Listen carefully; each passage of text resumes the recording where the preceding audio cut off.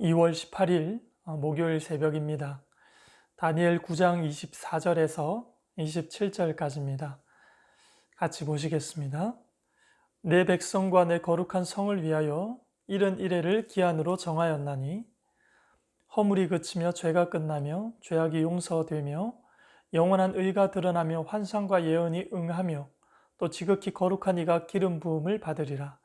그러므로 너는 깨달아 알지니라. 예루살렘을 중건하라는 영이 날 때부터 기름 부음 받은 자 곧 왕이 일어나기까지 7이레와 62이레가 지날 것이요 그 곤란한 동안에 성이 중건되어 광장과 거리가 세워질 것이며 62이레 후에 기름 부음 받은 자가 끊어져 없어질 것이며 장차 한 왕의 백성이 와서 그 성읍과 성소를 무너뜨리려니와 그의 마지막은 홍수에 휩쓸림 같을 것이며 또 끝까지 전쟁이 있으리니 황폐할 것이 작정되었느니라.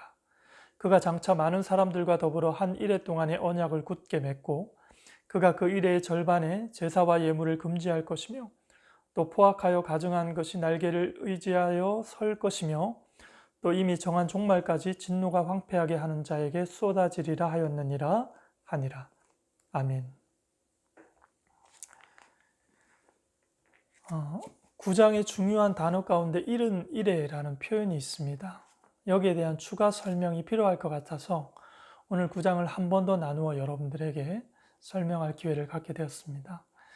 24절입니다. 내 백성과 내 거룩한 성을 위하여 이른 이레를 기한으로 정하였나니 그럽니다. 거룩한 성 새 예루살렘과 새 백성을 위해서 정한 기한이 이른 이레라고 표현하고 있습니다. 이레라는 표현은 이레라고 하면 일주일을 말하죠. 7일을 말하죠. 그래서 일주일을 70회로 규정을 했으니까 7 곱하기 70은 490이라는 숫자가 나옵니다. 그래서 문자적으로 해석하는 학자들은 숫자 1을 1년으로 계산해서 이른 이레를 490년으로 그렇게 해석을 합니다. 대부분의 학자들이 그렇게 해석을 하고요. 490년이라는 시간은 그래서 하나님께서 모든 일을 영원히 바로잡는 기간으로서 490년, 이른 이레가 되는 것입니다. 이른 이레라고 하는 이 490년 역사는 결국 예루살렘과 예루살렘의 하나님의 택한 백성들을 중심으로 이 기간이 흘러가게 되는데요. 490년이 다 차면 어떻게 됩니까? 다 차면 그 해에 지극히 거룩한 이가 기름 부음을 받으리라고 오늘 24절의 끝 무렵에 이렇게 표현을 하고 있습니다. 이것이 490년 역사의 말미에 일어나게 되는 지극히 거룩한 이가 기름 부음을 받으리라 라는 표현이죠. 기름 부음이라는 표현은 하늘 권세를 말합니다. 그러니까 정해진 역사의 끝에 예수님 재림하실 때 하늘 권세라는 겉옷을 입고 이 땅에 임하셔서 심판할 자를 심판하고 구원할 자를 구원하는 것으로 하나님의 역사가 전체적인 하나님의 섭리가 매듭지어진다라는 것이죠. 성경에서 이른 이레라는 이 기간을 우리는 세 부분으로 나누어서 설명이 가능합니다. 25절에 보시면 그러므로 너는 깨달아 알지니라. 예루살렘을 중건하라는 영이 날 때부터 기름 부음을 받은 자 곧 왕이 일어나기까지 7이레와 62이레가 지날 것이요 그 곤란한 동안에 성이 중건되어 광장과 거리가 세워질 것이며 가브리엘 천사가 전한 내용에 의하면 7이레와 62이레 이 두 부분으로 먼저 나눕니다. 이 기간에 어떤 사건이 일어나죠. 7이레 즉 7을 말하고요. 62이레라는 말은 62를 말하죠. 그러니까 7 더하기 62는 69가 됩니다. 70에 1이 모자라요. 그래서 이 천사의 설명, 이 490년 역사는 이 세 부분으로 나눌 수가 있어요. 처음에 7이레, 그 다음에 62이레, 그리고 마지막 7년이죠. 1회.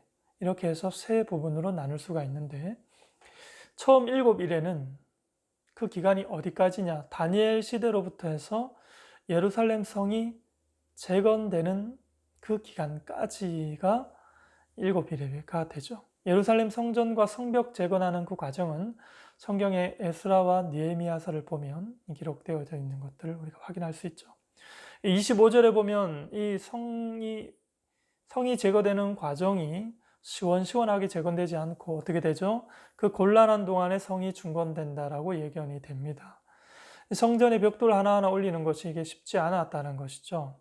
실제 에스라 느헤미야서를 보시면은요, 이 성전 재건을 반대하는 세력들이 만만치 않게 이런저런 방해 요소들을 놓게 된 것을 보게 됩니다. 예순두 일에는 이 두 번째 단계 예순두 일에는 434년으로 이 기간이 가장 길죠. 이 기간은 예루살렘 성이 중건되고 나서부터 예수님이 십자가 지시기 직전까지 기간을 하고 있어요. 그래서 이 434년이라는 기간은 약 400년 기간을 두는 신구약 중간기, 이 역사를 포함한 434년입니다. 그래서 예순두 일에라는 이 기간은요, 실제 역사의 시간과도 굉장히 유사한 시간입니다. 그러나 이 세 번째, 마지막 남은 일에 이 7년이라는 기간은요, 예수님의 초림과 예수님이 십자가 지심과 예수님의 초림과 예수님의 재림의 그 기간의 7년을 말한다고 보시면 됩니다. 이 기간을 우리는 환란의 시대 이렇게 표현하기도 합니다. 우리가 이 마지막 일의 기간을 살아가고 있는 장본인들 아니겠습니까? 그런데 이 성경에는 7년이라고 하는 한 일회로 짧게 잡았는데요. 실제 우리는 2000년이 넘도록 예수님의 재림을 기다리고 또 기다리는 삶을 살아가고 있지 않습니까? 그런데 어떻게 해서 이 시대가 환란의 시대냐 하는 거예요. 환란의 시대. 26절에 보시면은 예순두 일회 후에 기름 부음을 받은 자가 끊어져 없어질 것이며, 그러니까 세 번째 단계가 시작되는 지점을 이야기하는 거죠. 예순두 일회 후에 기름 부음 받은 자가 끊어져 없어진다. 예수님이 십자가에 죽으시는 것을 의미하는 것입니다. 그러니까 마지막 일회는 예수님의 죽으심으로 시작을 합니다. 시작을 해서 예수님이 기름 부으심, 즉 예수님의 그 재림과 심판으로 끝이 맺어지게 되는 마지막 기간이죠. 그런데 오늘 26절 이하에 보시면 장차 한 왕의 백성이 와서 그 성읍과 성소를 무너뜨리려니와 그의 마지막은 홍수에 휩쓸림 같을 것이며 또 끝까지 전쟁이 있으리니 황폐할 것이 작정되었느니라 그럽니다.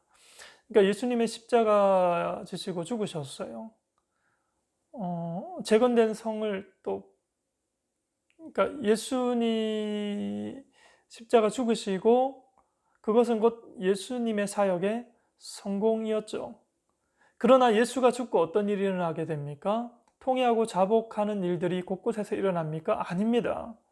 오히려 예수가 죽고 장차 한 왕의 악독한 백성이 일어나서 재건된 성을 또 파괴하고 또 성을 날려버리죠. 이 악한 백성은 주님 나라 이 땅에 이루지 못하도록 예수를 끊어버립니다. 예수를 십자가에 못 박은 이스라엘은 잠시 위기를 모면하는 듯 했는데 오히려 더 큰 박해 앞에 직면하게 되는 것입니다. 이것이 실제 현실인 거죠. 예루살렘 성을 파괴했던 이 나쁜 백성의 장차 임할 한 왕이 누굽니까? 다름 아닌 적그리스도를 말합니다.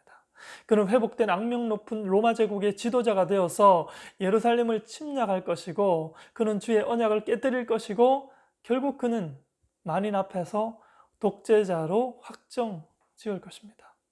이것이 누구의 만행입니까? 우리가 아는 마카비 시대, 그 마카비 시대에 기독교를 집중적으로 탄압했던 안티오코스 에피파네스의 그 만행을 이야기하는 겁니다.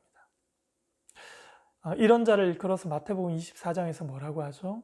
멸망할 가증한 것, 이렇게 규정을 합니다. 그러나 이 환란의 때의 끝은 예수와 우리의 완벽한 승리로 마무리되어집니다. 믿으시죠? 그러니까 우리가 살고 있는 이 환란의 때가 마침내 승리하게 될 그때와 어떻게 연결되어 있는지를 염두에 두고 생각하는 것은 중요합니다. 왜냐?